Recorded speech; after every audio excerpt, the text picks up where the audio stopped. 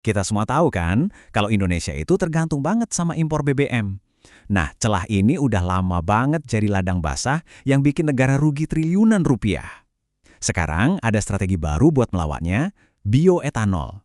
Dan ini bukan cuma soal kebijakan energi biasa, tapi ini adalah pertarungan besar buat motong cengkraman mafia migas. Coba deh, kita mulai dari angka ini. 193,7 triliun rupiah. Ini bukan angka kecil loh. Ini estimasi kerugian negara dari satu kasus korupsi aja di Pertamina soal tata kelola minyak dari tahun 2018 sampai 2023. Angka sebesar ini nunjukin kalau ada masalah yang jauh lebih dalam.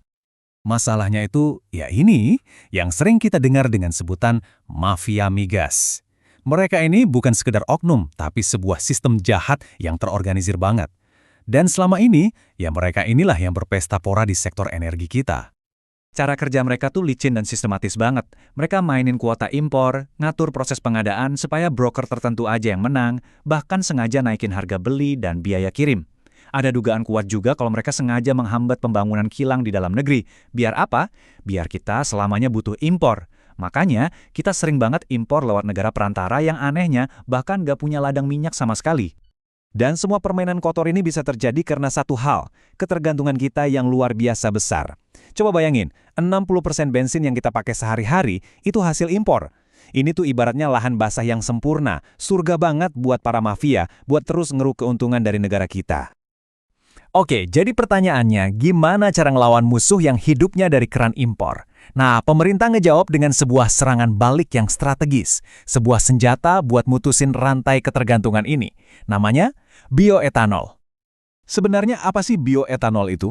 Gampangnya gini, bioetanol itu bahan bakar yang dibikin dari hasil panen di negeri kita sendiri, kayak tebu, singkong, atau jagung. Tujuannya simpel dan jelas, dicampurin ke bensin buat ngegantiin sebagian bensin impor yang selama ini kita beli mahal-mahal dari luar. Logikanya tuh sebenarnya sederhana, tapi nusuk banget. Tiap liter bioetanol produksi lokal yang kita campurin ke bensin, itu artinya kita ngurangin volume impor. Nah, pas kuota impornya makin kecil, ruang gerak dan jalur keuntungan yang biasa dimainin sama para pemburu rente ini ya otomatis kepotong. Rencana ini dieksekusinya bertahap, nggak langsung semua. Kita udah mulai nih dengan E5 atau campuran 5% etanol yang bisa kita temuin di Pertamax Green 95. Target besarnya nanti adalah mewajibkan campuran 10% atau E10 di tahun 2027. Dan dampaknya, jangan dianggap enteng.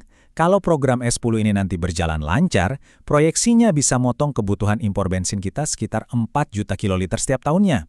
Itu volume yang super besar, dan artinya keran buat para mafia makin kita persempit lagi.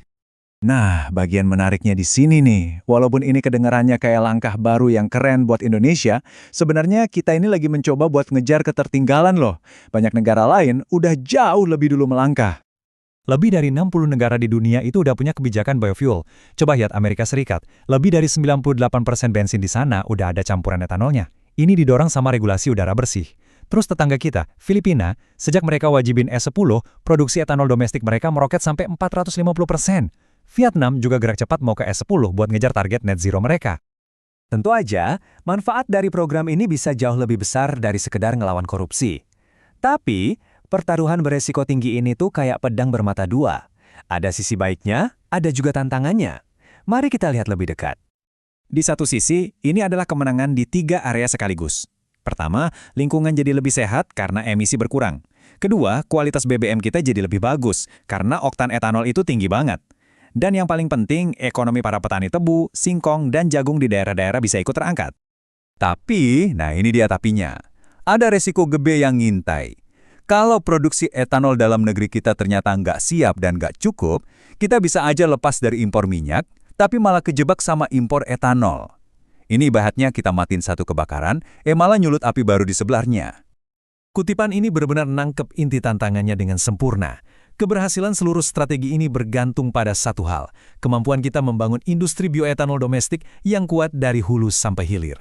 Tanpa itu, niat baik yang tadinya bagus bisa berbalik jadi masalah baru.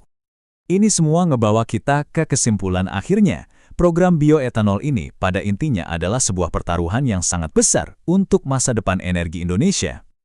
Jadi pertanyaan besarnya sekarang ada di depan mata kita semua. Apakah bioetanol ini bakal jadi langkah pamungkas yang akhirnya mengunci kedaulatan energi kita? Atau kalau kita salah langkah dalam eksekusinya, kita justru tanpa sadar lagi ngebukain gerbang buat munculnya mafia jenis baru. Jawabannya ada di tangan kita semua.